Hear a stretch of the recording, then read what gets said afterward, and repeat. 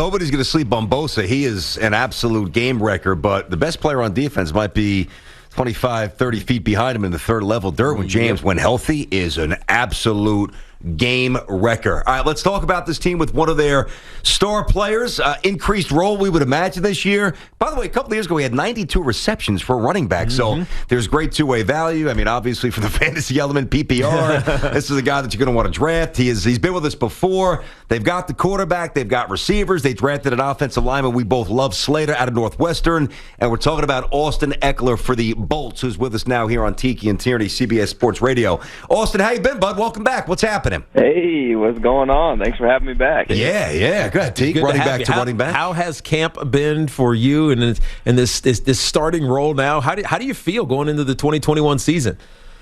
Coming off of injury, with messing up my hamstring last year, felt a little slow. So it's good to, get the off season to come back and get my body back right, and now coming into this training camp feeling just as fast as ever, and pretty excited about what we have going on over here. Yeah, it's interesting because we were listening to the preview, and we show video here. You're listening to the audio, but Brandon Staley, your head coach, pops up, and I'm like, man, I don't really know anything about Brandon Staley. What can you tell us about your new head coach out there in Los Angeles for the Chargers?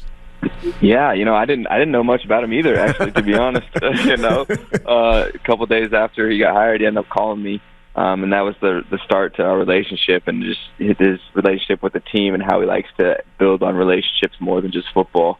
We have a saying around here called "Our Way," and what that is Coach Staley really talking to us as players and hearing our feedback, and so we can come to a collective agreement to move forward and try to be the best and the most efficient team that we can. It's a guy he's down to work, but he's down to do it the smart way. Let's work smarter, not harder, right? And at the same time, try to get what we're trying to get out of it. So he's a guy who's definitely pushing us. As far as training camp and what I've seen from him, I like what he's preaching. I like what he's coaching. So it comes down to game time decisions now to see if he can put it all together. Yep, he's going to put you in the right spot, hopefully, and then you guys got to do your job. I get it. We're talking to Austin Ekeler, running back, and he's going to. He's going to do some damage this year, man. Expected a lot. No pressure, by the way, Austin. I mean, I'm expecting monster things out of you. And it's interesting, too, because, this year's totally different. I know you feel it. I don't know how much, you check on social media. Maybe you try to stay away from that. But a lot of people, including both of us in this room, really like your team. We think you're going to the playoffs, and we'll see how it shakes out. But this summer, different than last year when we thought Tyrod Taylor was going to play in week one. And then, of course, we know what happened with that. And then Herbert came in. He's a star. But the expectations, it's one thing to try to sneak up on people. Now you're kind of supposed to be good, and with that comes pressure. How do you process that differently? Right. I think it's just competitors in general. We put as much pressure more than anyone else can put on ourselves. And if that ever changes, you usually get ran out of the league, kind of when you start to settle. So I think, as our team, there's a lot of outside hype, but that's all media, right? We understand that, hey, this is the NFL. You can get beat or beat anyone on any given Sunday. It depends on, what you're doing in between Sundays to get you prepared for that. And so just like every other team, we're, sitting here grinding as much as we can to put ourselves in positions to let our playmakers make plays.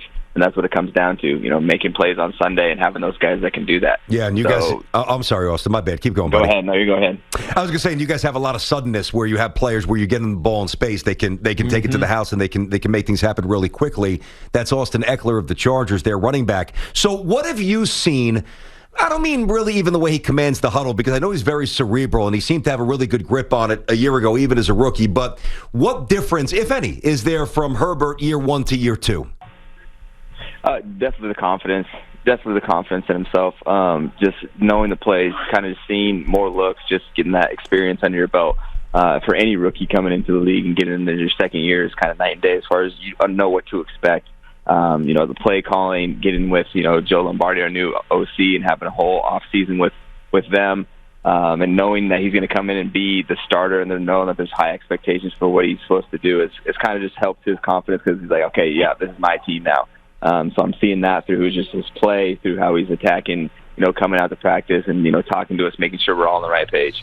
Last year, Austin, you guys struggled in the run game, and as I look at your new coordinator, Joe Lombardi, who was with the Saints, and then prior to that, he was with the Detroit Lions. He throws the ball a lot, and I expect that will be the focus of this offense. But how do you guys keep it balanced, right? Because we know in the NFL, and you can throw the ball around all you want, but when it comes down to it, sometimes you got to play great defense, you got to run the football. How do you guys balance that this season?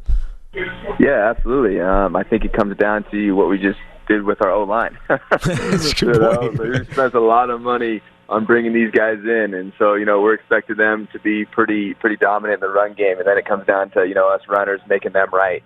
So really looking forward to see these guys in live action. We've been sitting throughout preseason, so I haven't really got a mesh yet, but I know it's going to be something special from what we're doing in practice.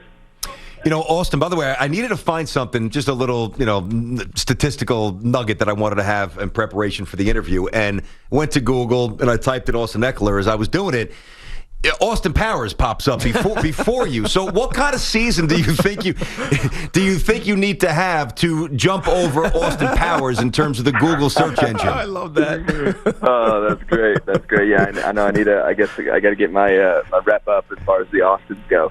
It's definitely going to come down to, just being consistent and being healthy.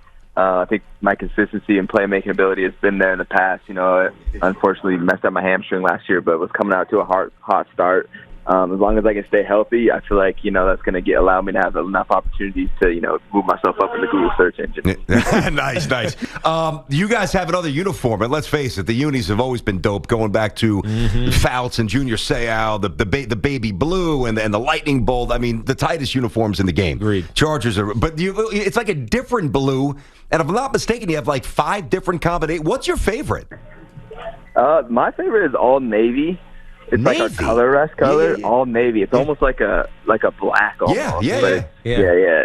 I like how they have the outline of the logo in gold on it. It's a good look for sure. Yeah. All right. So, Austin, this is the 3rd year in Los Angeles, right? For the Chargers. I think it's the 3rd year, right?